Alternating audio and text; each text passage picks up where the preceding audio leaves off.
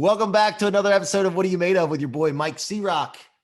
Guys, thanks for coming on to the ride of the What Are You Made Of movement, the rocket fuel concept. And just to remind everyone, what rocket fuel concept is all about is turning setbacks, letdowns, negativity, all of it into rocket fuel for your future. And we talk about rocket fuel instead of fuel because rocket fuel is the only thing that gets you into outer space. Rocket fuel is a nasty substance until you use it. And once you use it, wonderful things happen. And when we get into space, we're away from other people's problems that are thrown at us. We get to pick the problems that we solve. And that's what it's all about. So by the way, go get your copy of Rocket Fuel right now at Mike C-Roc with no K, MikeCroc.com/book, MikeCroc.com/book. I am going to change millions of lives with this book. And it's all about the people's lives that I change. And I will not let you down. So go get that book, share it with your friends and family. And today, guys, we have a guest, my buddy Dan Caldwell. And if you guys have ever heard of Tapout clothing from the mixed martial art clothing line, it started back in late 90s when I was in college. I remember it. He started selling it out of the back of his car, eventually became the UFC's official clothing sponsor, and ultimately sold hundreds of millions of dollars in apparel and licensed goods. Dan has been featured and interviewed in many popular business shows, including Fox Business, Bloomberg, CNBC, just to name a few. And also CNBC's Business and their special Fistful of Dollars. You also are profiled in Tony Robbins' infomercials. Jesus, Sukes, man. Forbes magazine. I mean, do I have to go on? Like all this shit, man. I'm like, I got to start accomplishing more stuff, man. But anyway, he recently sold Tapout to New York, which we're going to talk about, a New York-based company. We're going to talk about that here shortly. But Dan, welcome to the show, man. Hey, thanks for having me, Mike. One of the things I'm really excited about that you do, because my wife and I are scheduled to come on, is Pretty and Punk podcast. So I just want to let you know I'm looking forward to that. I told my wife, get her shit together and get ready. But what are you made of, man? We start the show all we talking about. What are you made of? What are you made of, Dan? Never quit, man. I've had, I think, I felt like a lot of insecurities at some point, but I've learned to use those as my rocket fuel. I think everybody has insecurities, and it's just how you deal with them that makes the difference between the people that are successful and the people that aren't. And I've learned to, at some point, it was a hindrance. It was something that I didn't think I would get past, but I've learned to, along the way, I learned to change that and turn the story and make that my rocket fuel. Now, look, insecurities are just when you're lacking knowledge on something, because then that leads to lack of confidence, right? And one of the questions I had written down here, because I always started writing down these questions here, because sometimes I get so involved in listening to the people that are on my podcast. And then when they're done talking, I'm just sitting there like trying to analyze what they said. So I keep a little list here but one of my questions that I was going to ask you was about the thoughts that went through your head, if you can recall, when you were starting the brand Tapout, because I have a clothing line I want to start with, like similar to like Hugo Boss / Under Armour, some kind of like active wear stuff that I'm thinking about. I think that Rocket Fuel Lifestyle could be a great clothing brand. I have no idea. I'm committed to doing it, but I have no idea where to start. I have tons of thoughts going through my head with it. I wanted to ask you about that. And did that have something to do with the insecurities? I mean, a little bit, but my insecurity started young when, I grew up we were lower middle class, I would say. But my parents, luckily I had amazing parents, which was great. They always pushed me and were, treated me like I was the best. But when I got to school, things were different because I didn't have the right clothes, and we didn't live in a nice neighborhood, and I lived in kind of an all minority neighborhood, and I was one of the few white kids in the neighborhood, and so I got picked on a lot, but I learned to become friends with a lot of them. But I think we always had these kind of messed up cars. We would call them like that. We had names for all of them, like the yellow lemon and the green grenade and the blue bomb. And so when my parents would drive me to school, I would beg them to drop me off around the corner, just so that my friends wouldn't see the cars. And so I think that's where those insecurities kind of started, and never feeling like I was good enough. I was pretty much one of the shorter guys in my class. I'm about 5'7" now, but compared to some of the other kids in the school, I was usually the shortest guy in the class. And so I always had this insecurity of being beat up and not being able to defend myself. And so that's how I got into martial arts early and boxing. So I just always tried to feel out how I could fight off those insecurities. How could I overcome them? And I think that kind of led to me becoming a police officer. So I was actually a police officer for years. And then I ended up, this was my dream job. I wanted to be a police officer coming out of high school. And I'd always been kind of an entrepreneur too. I'd started small businesses when I was young, carnivals. I'd had this carnival where I would have all these kids come over to my house, and I would charge them, a quarter to play this game, or try to knock the pins down in the box, all these different games that we'd play. Or I became a magician, but the point of being a magician wasn't to be a magician. It was to charge all my friends to come over and watch my magic show. And so I'd always been an entrepreneur at heart. When I was 14 years old, I started my own DJ business. They called in my junior high. They were asking for a DJ because we couldn't afford it. We went to the small prep school. I ended up actually getting kicked out of at some point, but it was a small prep school, and they didn't have the money to afford a DJ. So they in the morning announcements, they asked if anybody knew anybody that was a DJ. And me and my friend said, "Oh, we're DJs," even though we weren't DJs. We didn't have any equipment. We didn't know anything really about DJing, but we liked music. So we ran to the music store, bought some records, borrowed our parents' equipment, and then next thing you know, we're DJs. And so we always figured out a way.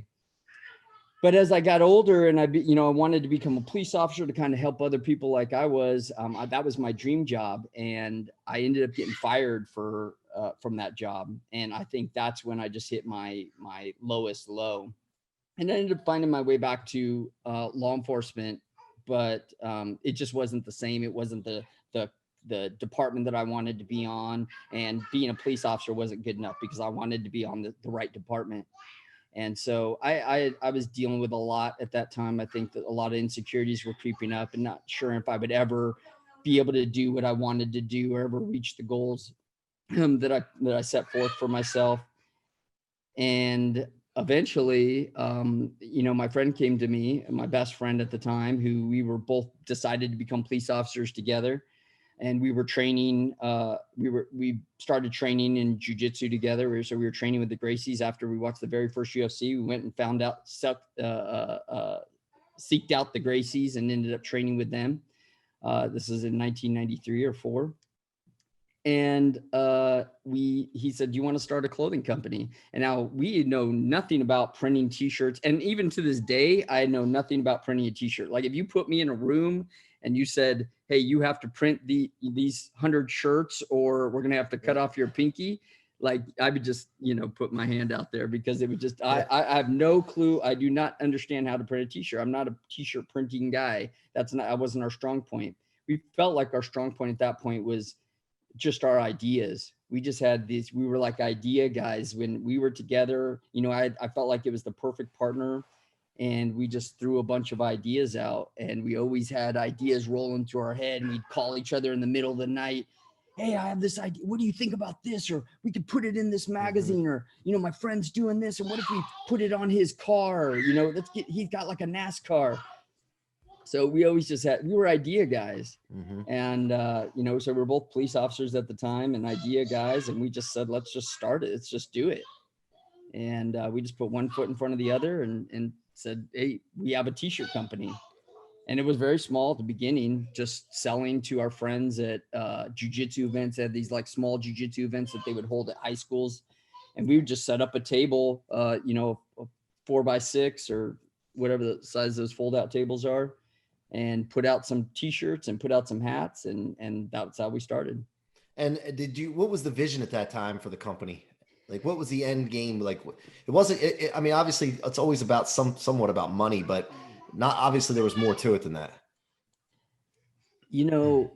I would like to say that we saw the $100 million or $500 million company we became, but we did always have this idea to think that where we had talked and talked through this, that we thought, this could really be something big. This sport is I mean, it was illegal at that time. You got to remember, this isn't like what we see the UFC today.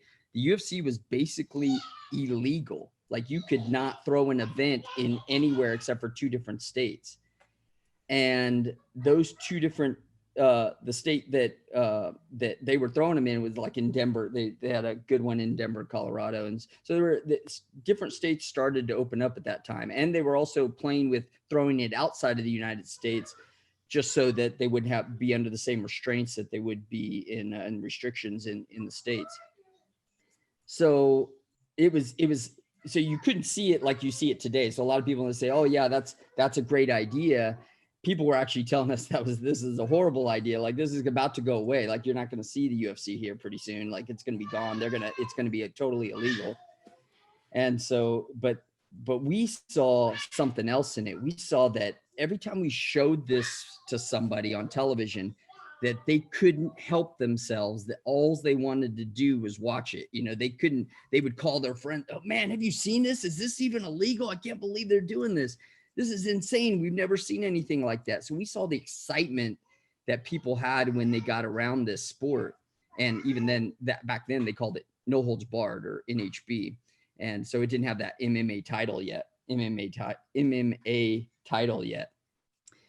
And but we just saw something else in it. And we always believed that if this went mainstream, that if all of a sudden they did start allowing it in on television, and that if it became a little more uniformed and like a sport, that it could be the biggest sport on the planet.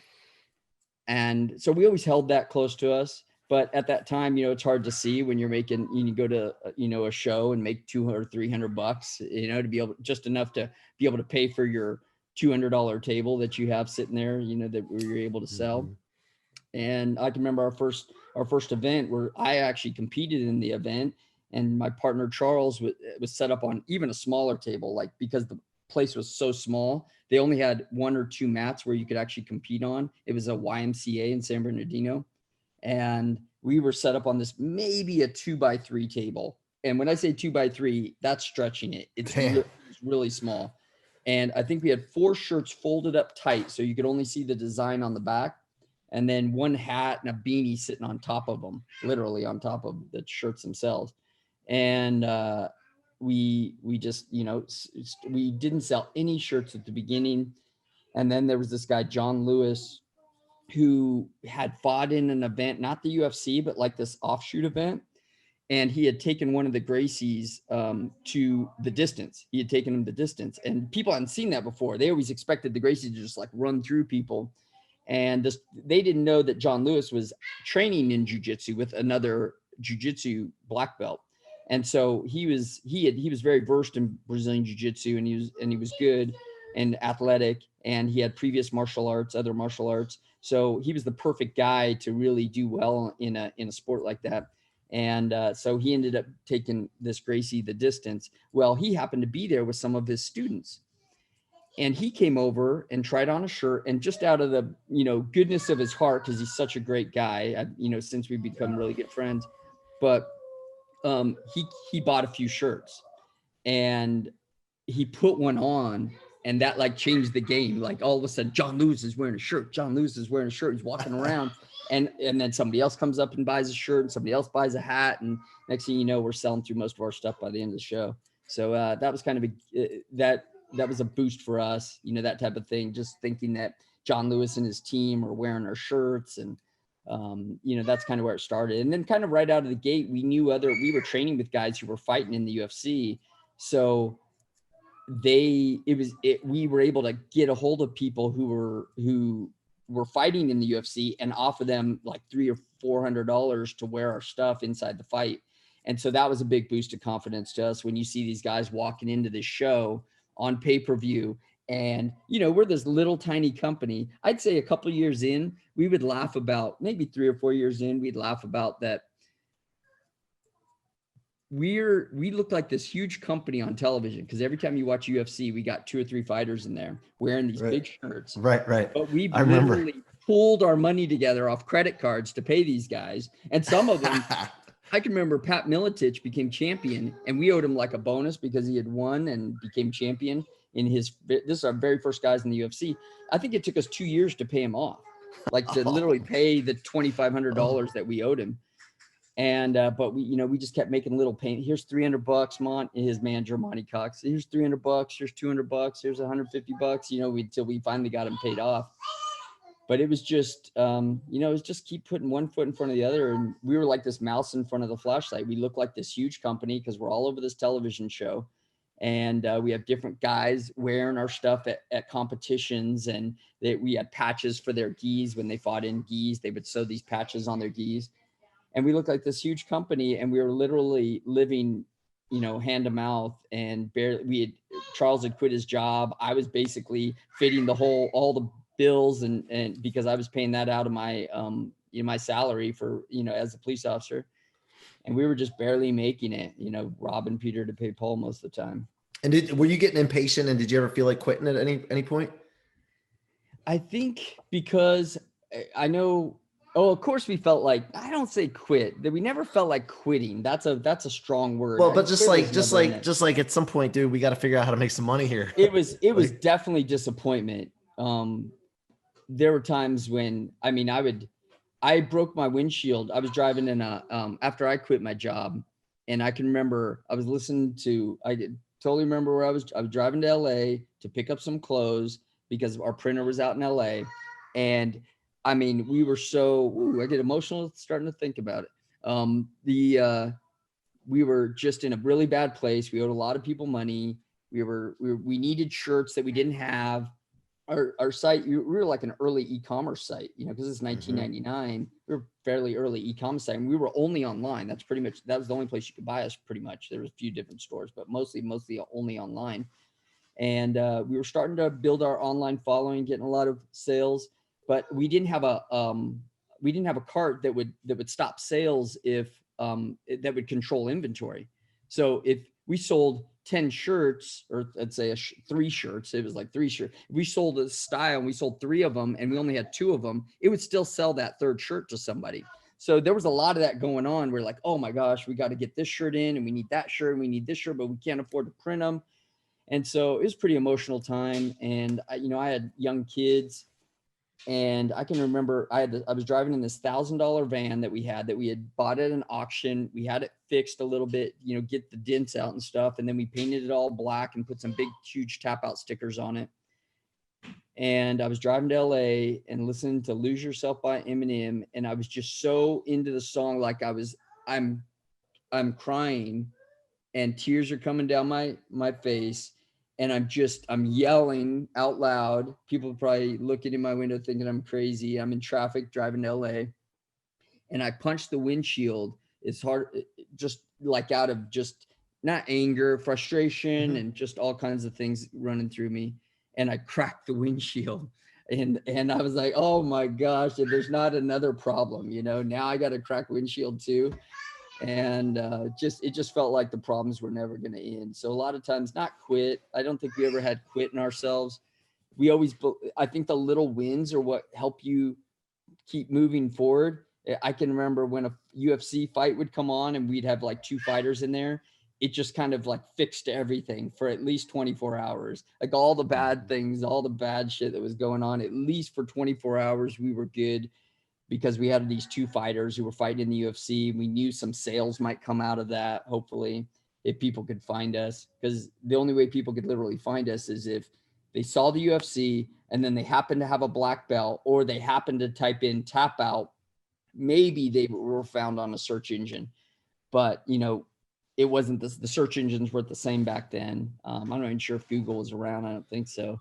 When was the turning point where it like sparked? Because look, as you get someplace, eventually it starts to snowball out of control in a good way. So when was that moment? Like I know one guy, John, started wearing the stuff, but then like when did you really start making money? Well, yeah, we were always started to make more money, but what people don't know when you're in a product-based business, it's never enough and this will always be a problem. I don't care how much money you make, because when we were doing 100 million, it was still a problem. You're always going to have a problem with inventory. So it's always trying to make enough money to advertise. You got to set aside money for advertising, set aside money to buy product. And at that time it was always, we were always chasing product, always trying to buy, buy more products so that we could fill our inventory. And so even when I can remember sitting down with somebody and somebody goes, "Oh, how much you guys making?" I said, "I think we did about $900,000 last year."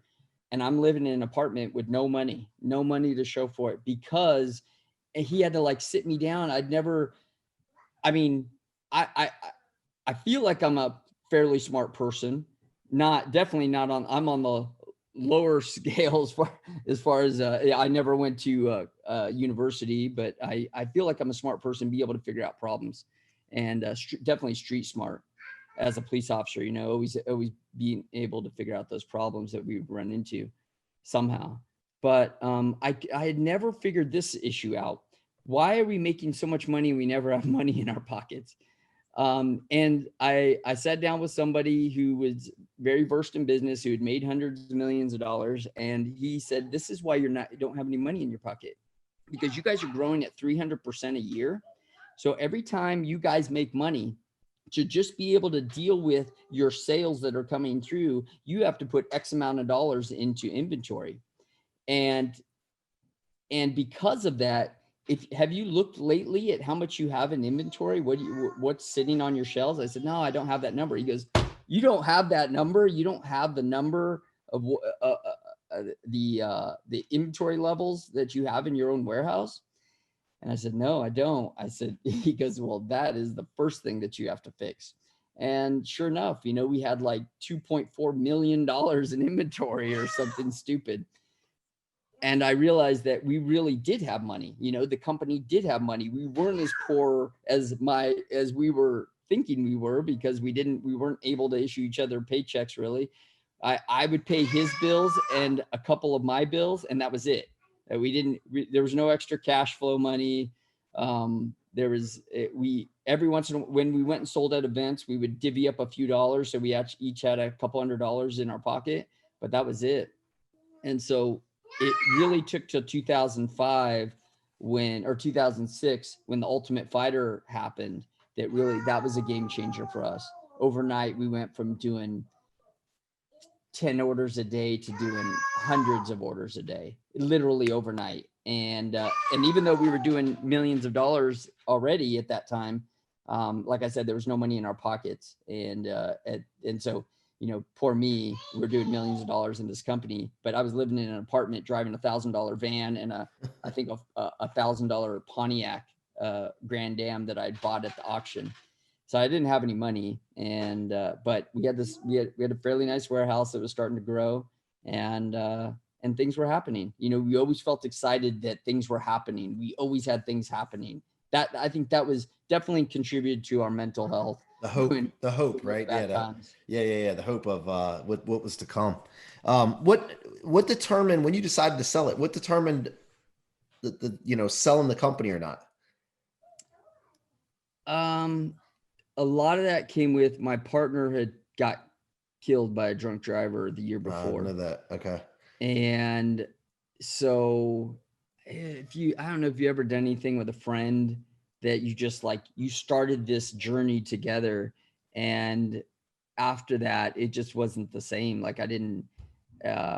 We were doing a lot of things together, collecting cars, collecting watches, collecting, memories and life, and building this company. And it just nothing was the same anymore. Everything changed overnight.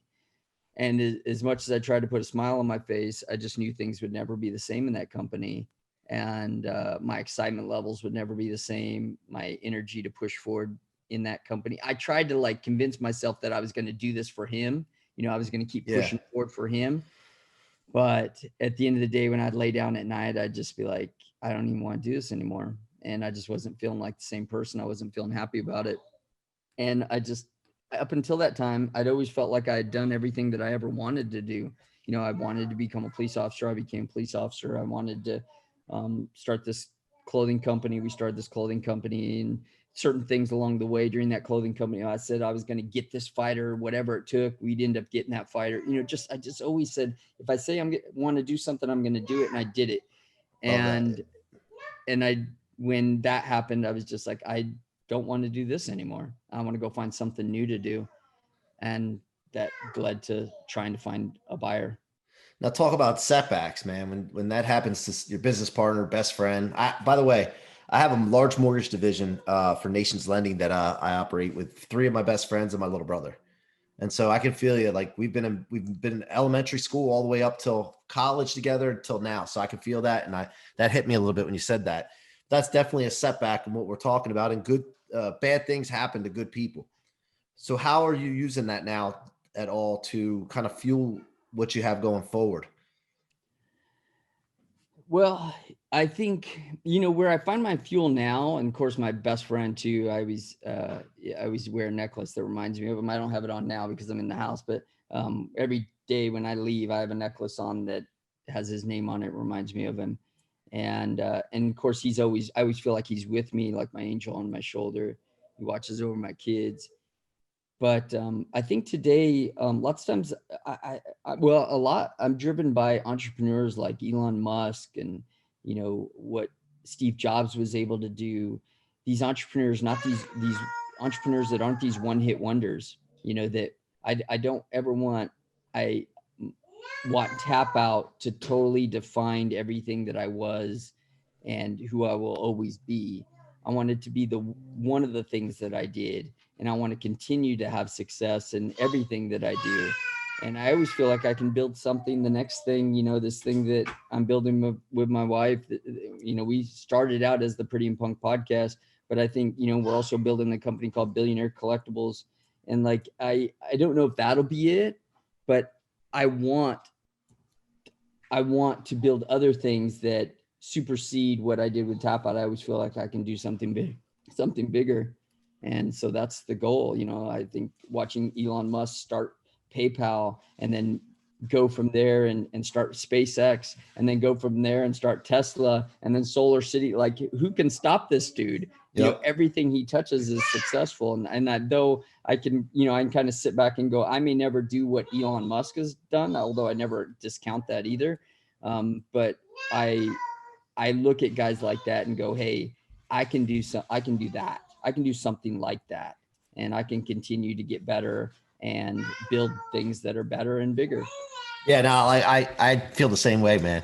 You get me juiced up right now. So but the only thing that bothers me sometimes to myself is like, shit, man, I'm 43 years old, and if I would have had the knowledge that I have now back then, like I could have just destroyed like my goals. Not in a destroy is such a negative word, but I mean, just like, man, it just drives me nuts sometimes. But again, I got to look back at that as that's fuel. It can't be regrets, Things happen the way they're supposed to.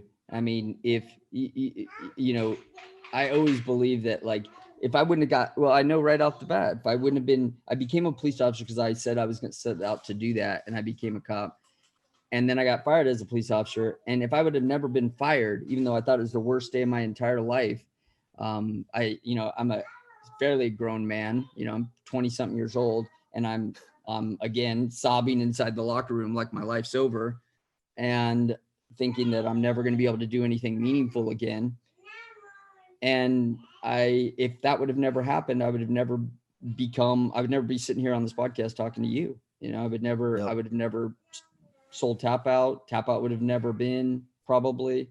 I'd never be doing I'd never had this beautiful wife and family. A lot of things would not have happened in my life. And I think it takes those things happening in a certain order for you to get to where you're going to be or where you're meant to be. Yeah. And by the way, guys, when you're listening to this, write this down. The closer in proximity you are to a setback or letdown or something like that, the less hopeful you'll feel. You'll feel more hopeless. You can't see the light at the end of the tunnel. So if you know this, and my big thing is this proactive resiliency with the rocket fuel concept. I want to teach people how to know this ahead of time. Know that anything that happens to you, you can convert into fuel. So when you come into it, you actually realize it quicker. You're not stuck in it for any period of time. And you blow past everybody else that's stuck, paralyzed by that setback. And for me, it's changed my life. And I hear a lot of people talking about recovering from setbacks, overcoming all this, but I never hear anybody talking about using it as rocket fuel or some kind of just like awesome injection to take you to levels that you could never imagine before. And so, man, I love that story. And so what are some struggles right now or challenges you're dealing with currently?